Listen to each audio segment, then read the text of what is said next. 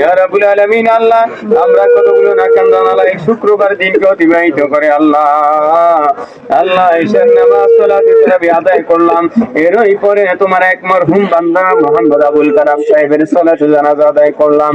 রব্বুল আলামিন আদায়ের পূর্বে যা কিছু আলোচনা করেছি অগণিত সওয়াব মঞ্জুর করে তোমার বন্ধুর নুরানি কদমে পৌঁছে দাও। আমিন।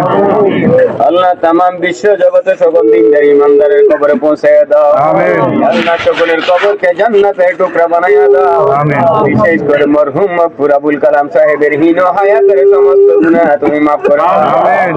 আল্লাহ এই কিছুক্ষণের পরে তোমার বান্দাকে কবরস্থ করা হবে। আল্লাহ তোমার বান্দাকে কবরের জমিনে রাখার আগে আগে তোমার বন্ধু কামলিওয়ালার নুরানি কোল মুবারকে কবুল করে নিও।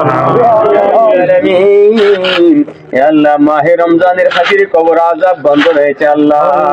রমজান অতিবাহিত হওয়ার পরে তোমার বান্দার হিসাব নিকাশ থেকে শুরু করে আমলনামার সমস্ত নেক আল্লাহ নিয়ামত তোমার বান্দাকে তুমি দিবা আল্লাহ। আমরা ফরিয়াদ জানাই তোমার বান্দার সমস্ত গুনাহ মাফ করে দিয়ে ওনার নেকিগুলার আল্লাহ তোমার বান্দার সমস্ত পাপগুলার নেক বানাইয়া তুমি মাওলার পক্ষ থেকে উপহার হিসেবে তুমি দান করে দাও। আমিন। ইয়া রাব্বুল আলামিন ওনার কবরের আযাব গজব বন্ধ করে দিও। যেমনি ভাবে মাহে রমজানের খাতিরে আযাব গজব বন্ধ রয়েছে আল্লাহ, তেমনি ভাবে কিয়ামত পর্যন্ত এই কবরস্থানের সকলের কবরের আযাব গজব বন্ধ করে দিও। আমিন।